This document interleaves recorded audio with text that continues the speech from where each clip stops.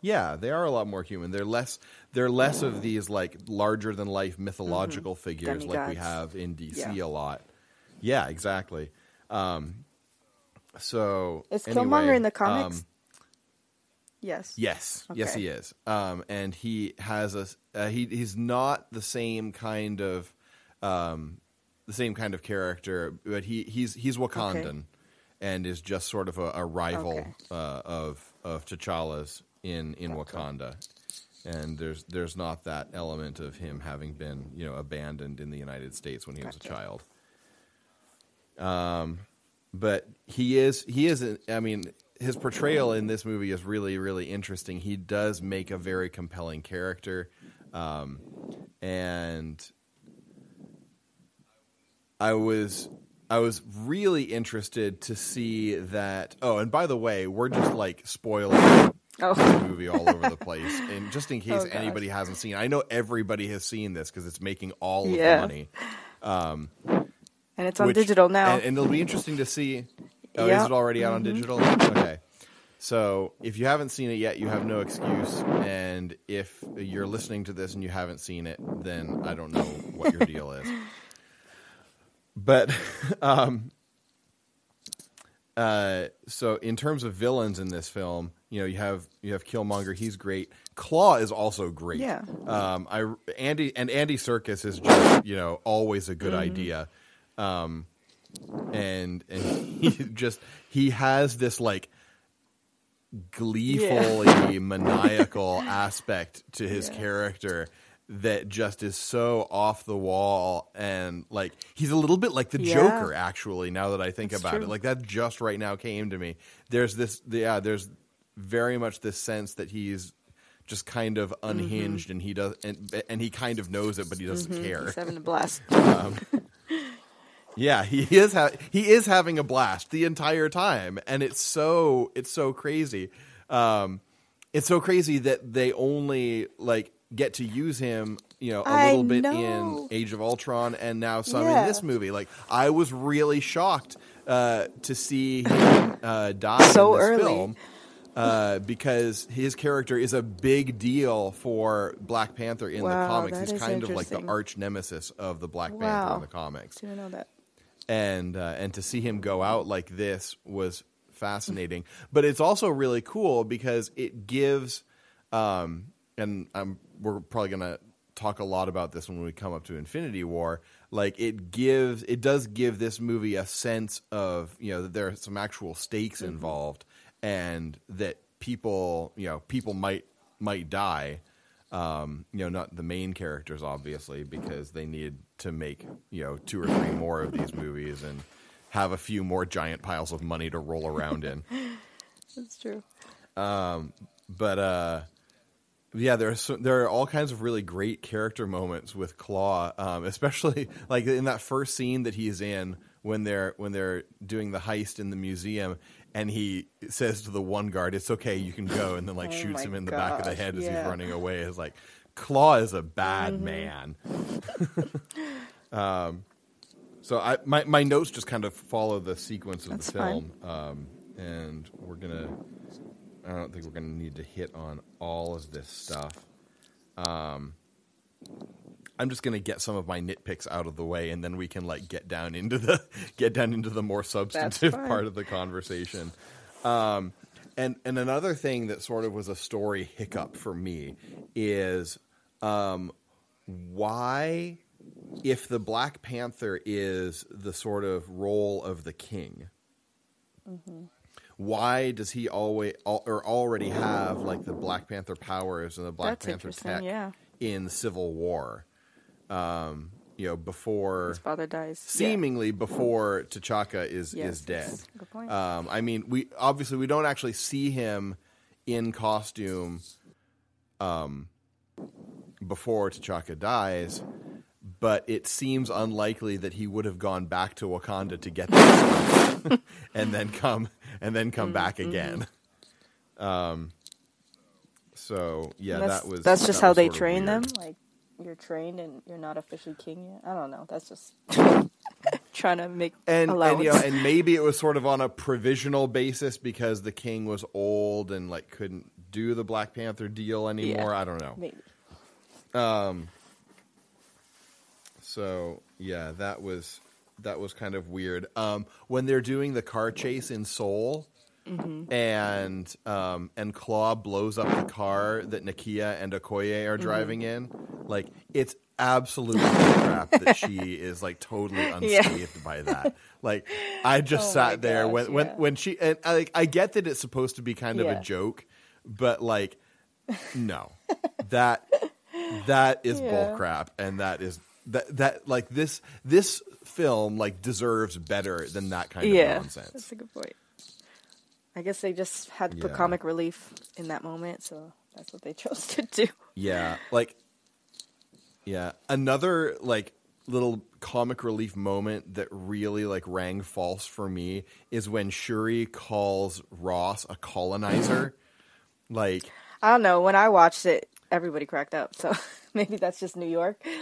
So I don't know, maybe, but like for me, like that's the same kind of racism that like we're supposed to be like trying to get over here, right? Like it's just as wrong for Shuri to lump Ross in with everything else that white people have done bad as it is for, you know, white people to just write blacks off as, you know, whatever.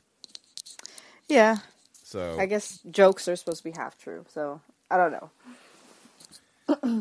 Yeah. Yeah.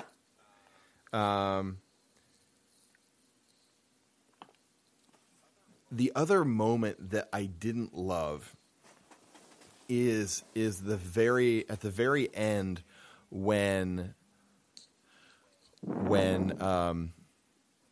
Killmonger's dying and T'Challa offers him mercy.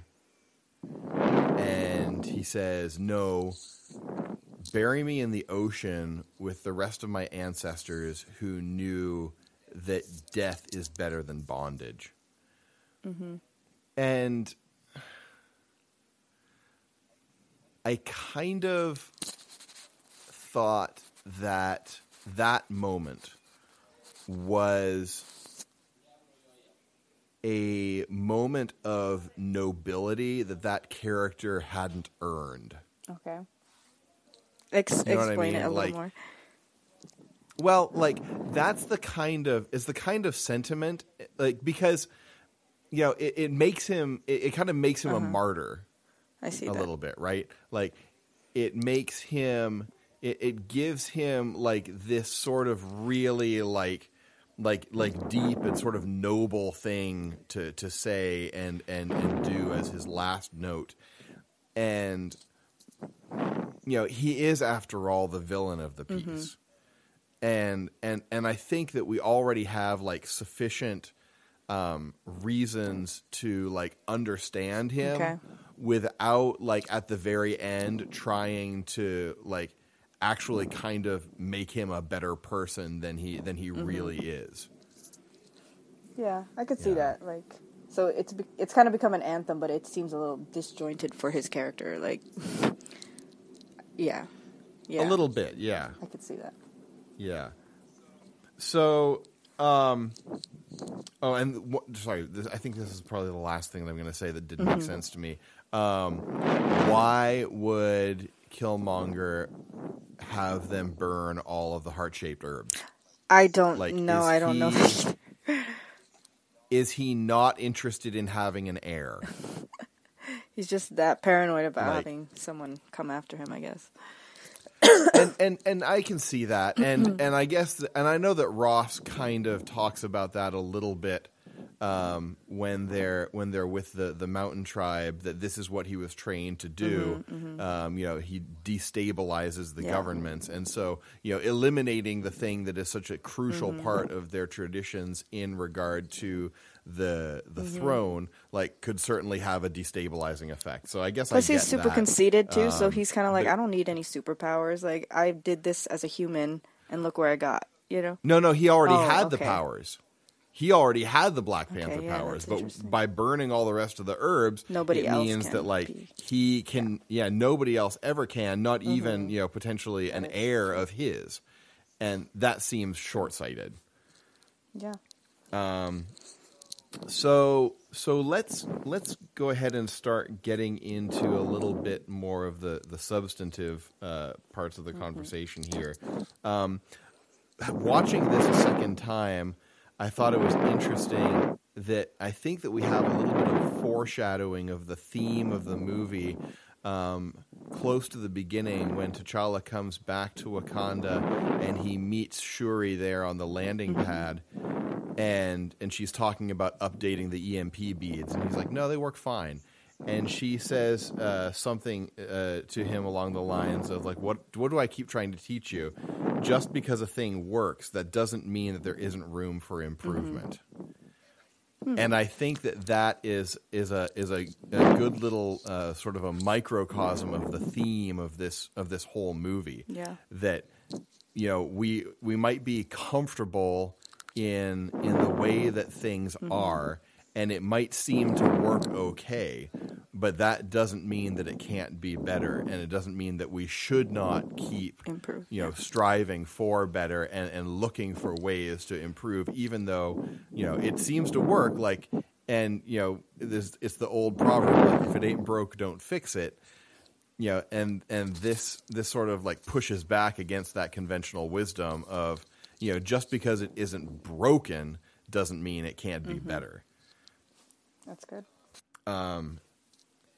And I want to let you actually talk a little bit about what you took away from the movie and what was in your article, and we'll definitely link to that in the show notes as well, so everyone can read it more thoroughly. But give us a quick overview on what your thoughts were and what resonated with you in this movie. Yeah, thank you for giving me a chance to share a little bit about it. I can't say the title off the top of my head, but it was something along the lines how the film kind of inspired me and jolted me out of my complacency when it comes to, not being a minority, but not being, an African American per se, like growing up with that storyline. But knowing that I do have a platform with my blog, with my writing, I can kind of call out some of the injustices of my brothers and sisters who there's systematic things against them right now. So in society. And so basically I just really related to T'Challa and just this journey that he was, from just kind of being, I don't know, just a follower and just, before his dad died, he didn't have any true platform, I would say, like in terms of power. But as soon as his dad died, which was, unexpected for him, he was thrust into this platform, this power, and he was forced to kind of what you were saying, like, could this thing be improved? How they're running Wakanda, could it be improved? And he was forced to wrestle with that question.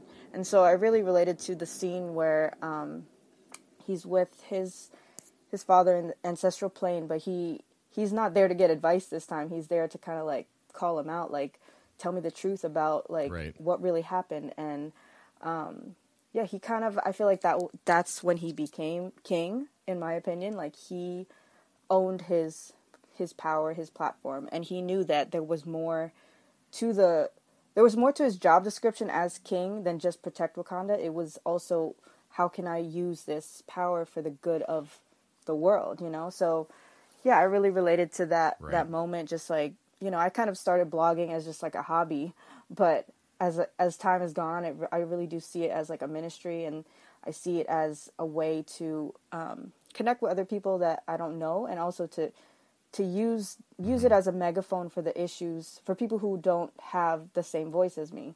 And so, I really related to it. And I guess what kind of, I write about this in the article, but what jump-started it for me was even before I watched the film, and I posted something on social media that I wouldn't even have called it political, but I guess people were offended, and it was something along the lines of social injustice and just getting people to think about it.